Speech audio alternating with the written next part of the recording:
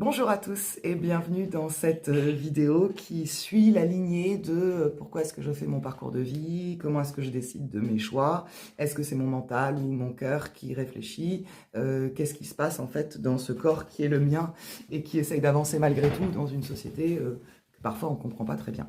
Je ne sais pas dans quel ordre je posterai les vidéos, donc je vais essayer de faire le lien entre elles. Maintenant, je vous laisserai aller choisir, reprendre, revoir, si jamais il y a des notions que vous n'avez pas dans celle-ci et qui sont dans d'autres, ça aussi je vous le dirai. Je parlais dans la vidéo d'avant de qu'est-ce que ce mental et qu'est-ce que ce cœur. Et c'est vrai que c'est assez compliqué en fait quand on n'a pas l'habitude d'utiliser ce langage-là, parce qu'on se dit non mais attends, en fait on est un corps qui fonctionne dans la matière, et donc notre cœur et notre cerveau sont matériels, quoi.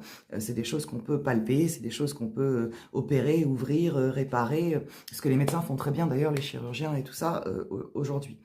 Maintenant, ce qui est aussi important de comprendre, c'est que, comme je vous disais dans la première vidéo d'introduction, on s'inscrit dans un grand tout.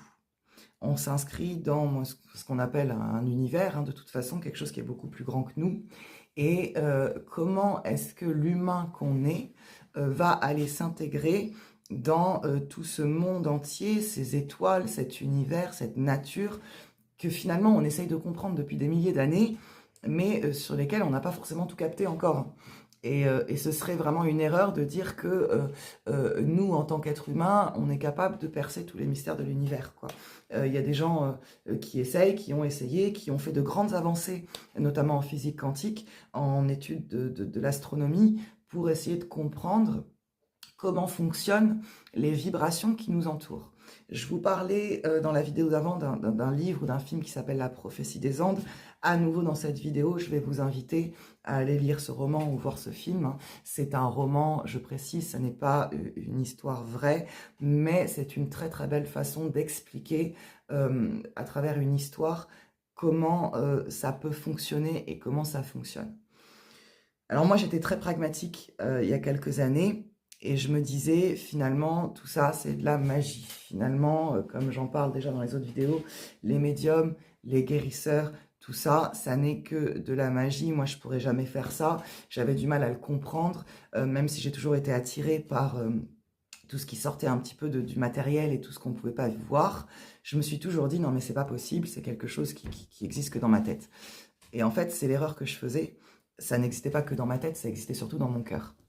Et c'est là où c'est important. Comme je vous disais, pourquoi est-ce que vous pensez que les guérisseurs sont capables de faire des choses magnifiques avec leurs mains ou avec des outils? C'est parce que leur mental lâche en fait tout ce qui est croyance pragmatique et qui descendent dans le lâcher-prise, dans le cœur. Si on fait un schéma tout bête, le mental est lié à l'humain, à notre chemin sur cette terre, à notre parcours de vie sur cette terre. Le cœur est lié au grand tout. Il est lié à notre mission de vie, à notre chemin, notre cheminement, dans comment on s'inclut dans tout ce grand tout qui nous entoure. La physique quantique a été super importante. Alors on parle de l'alchimie avant, hein, bien sûr, mais la physique quantique a été quelque chose de très important. Et moi, c'est ce qui a été révélatoire pour moi, en fait, sur mon parcours ces dernières années. Mon parcours et non mon chemin, puisque le chemin était déjà dans mon cœur depuis que je suis petite. Parce que j'ai compris enfin, moi qui détestais la physique-chimie quand j'étais à l'école, j'ai compris enfin que le monde n'était pas fait que de ce qu'on voit. Et ça, c'est c'est un écrivain à la limite que je vous invite à suivre, qui m'a un peu ouvert les yeux il y a quelques années là-dessus, qui s'appelle Mathieu Biasotto, et qui avait une vidéo très intéressante où il avait une phrase que j'ai gardée, où il expliquait que par exemple les ondes Wi-Fi qui passent entre votre box et votre téléphone portable, vous les voyez pas, et pourtant c'est un flux d'informations qui passe. Voilà. Et on le voit bien puisqu'on a Internet sur notre téléphone et que ça vient du flux Wi-Fi, donc des ondes qu'on voit pas. C'est pour ça que beaucoup de gens se battent contre la 5G ou contre même les ondes plus nocives comme les micro-ondes à l'époque ou ce genre de choses.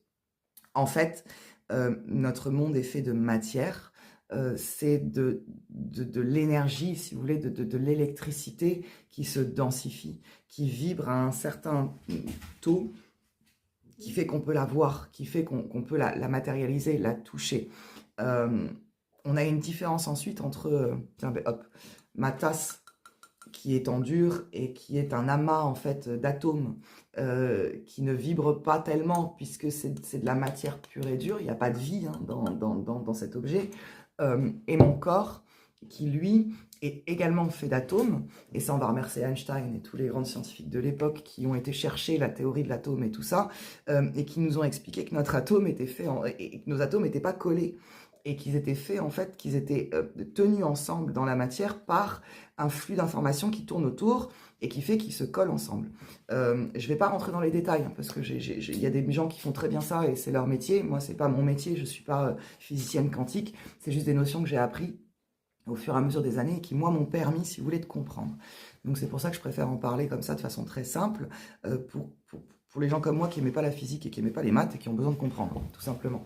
Donc si on doit schématiser, en fait, de façon très très simple, nos atomes ne sont pas collés, ils ont un flux d'électricité, un flux d'énergie qui les traverse, qui les fait en fait graviter ensemble pour pouvoir former ce qu'on voit, c'est-à-dire nos corps. Et donc, j'en reviens à la vidéo d'avant où je vous expliquais le fonctionnement du cerveau. Je vous disais, si je vous donne un stylo et que j'en prends un, normalement, si le cerveau n'est que matière, on est censé faire la même chose. Mais, qu'est-ce qui diffère finalement dans nos cerveaux et dans nos corps? C'est ce flux d'informations qui est entre nos atomes.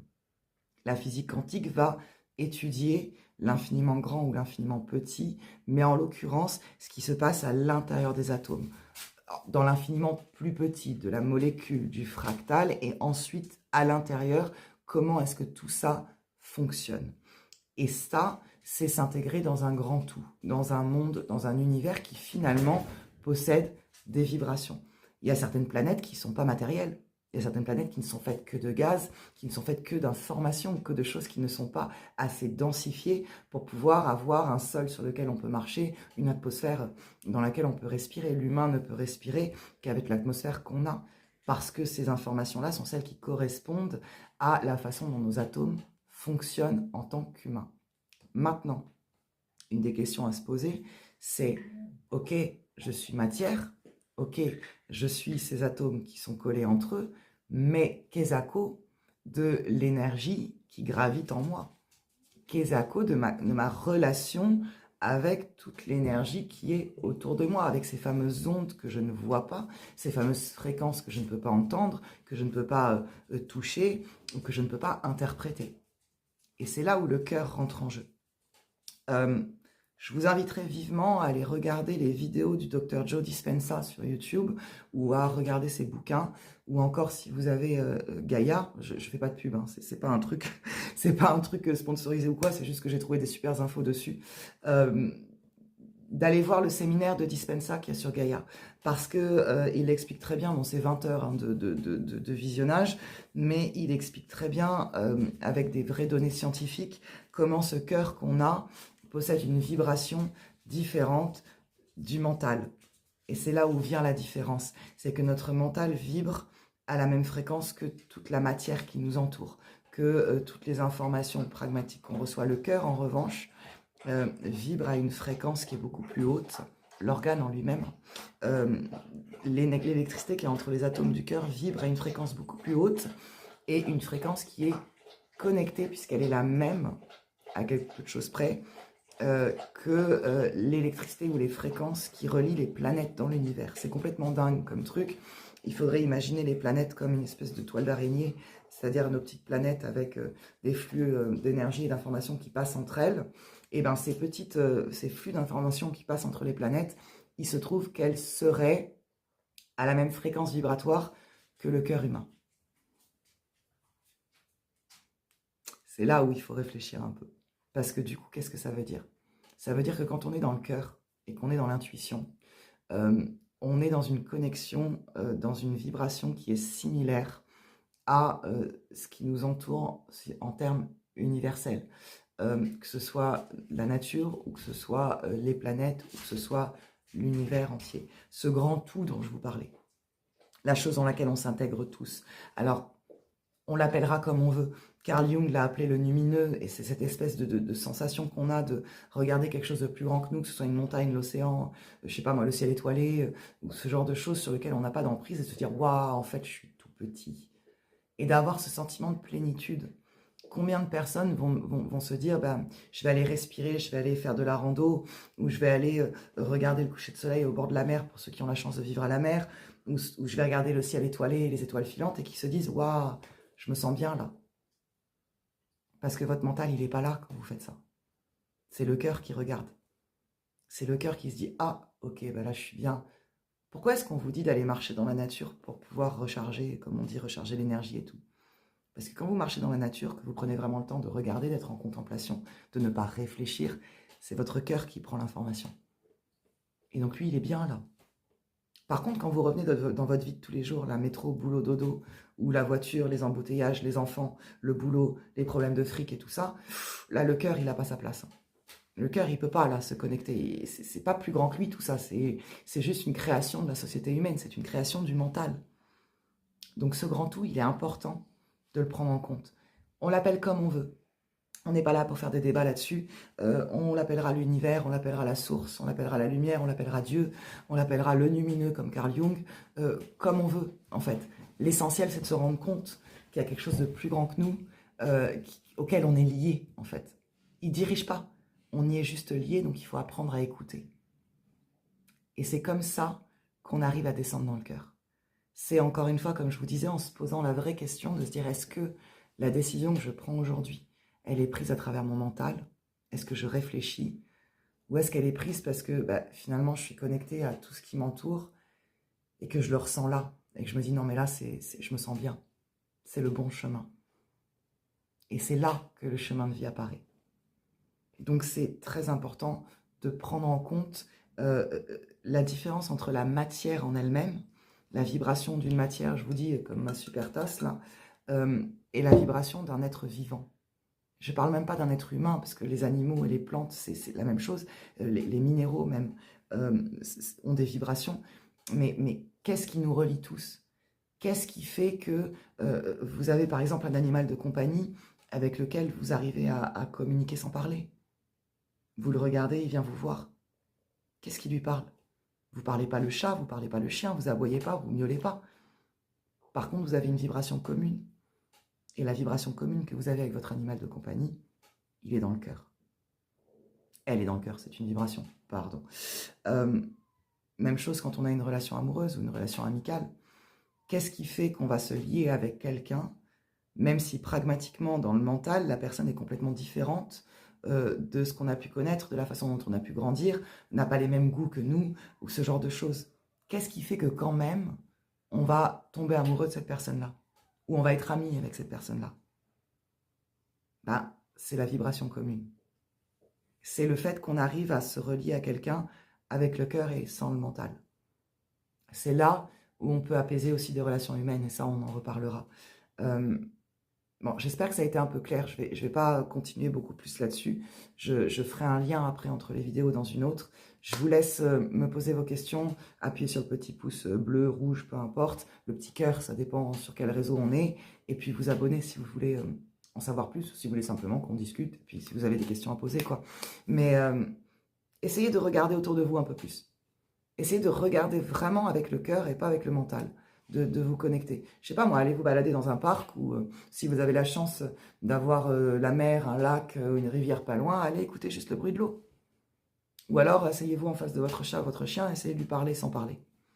Et vous verrez que finalement c'est pas des bêtises tout ça. C'est juste qu'il faut savoir faire la différence entre trop finalement quand l'ego va essayer de pragmatiser ce qui n'est pas pragmatisable, je sais pas si c'est un mot qui existe ça, mais bon bref, et qu'on devient trop dans les croyances, par exemple, de « oh là là, tout est magique, on peut tout faire et tout ». Oui, on peut tout faire, mais on peut tout faire si on est vraiment connecté. Les lois de l'abondance, les lois de l'attraction, tout ce dont on peut vous parler dans les vidéos de développement personnel ou les vidéos spirituelles que vous pouvez trouver partout, sont des choses qui fonctionnent avec le cœur et pas avec le mental. Dernier exemple, si vous dites « ah, je veux faire fonctionner la loi de l'attraction, dans 10 ans, j'aurai une super Porsche ou une super voiture et je gagnerai 10 000 € par mois. »